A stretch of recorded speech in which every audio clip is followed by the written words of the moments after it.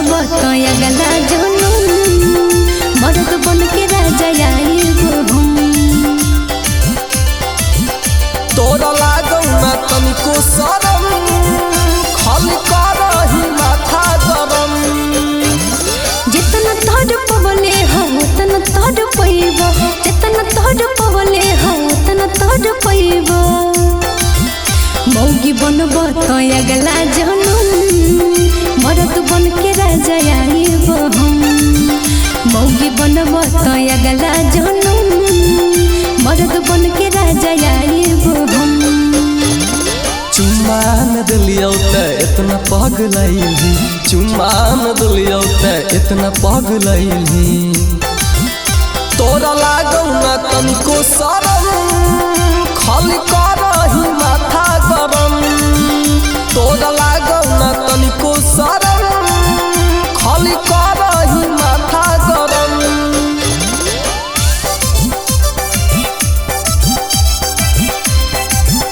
मौगी बनब तो अगला जनम मर्द बन के राजा आइब हम। तोरा लागौ ना तनिको शरम खाली करही माथा गरम।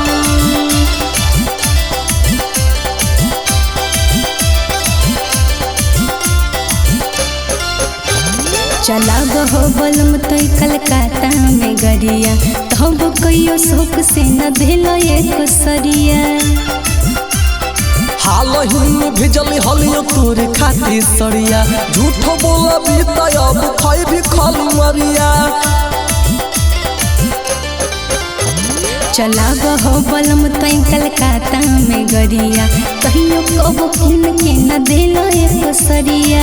हालही में भेजली हलियो तोरे खातिर सरिया, झूठ बोलबी त अब खैबी खाली मरिया।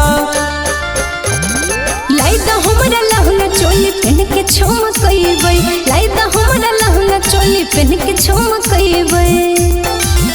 जदि श्रद्धा नहीं पुरैब बलम मौगी बनब तो अगला जनम मर्द बन के राजा आइब हम। मौगी बनब तो अगला जनम।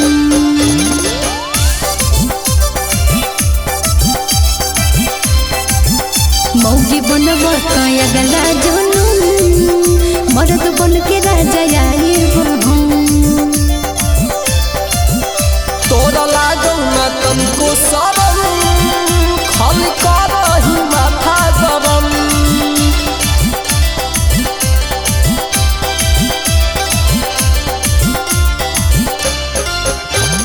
संतोष बलमुआ हमरा नहीं समझाब, नहीं लोल हमरा नहीं फुसलाब।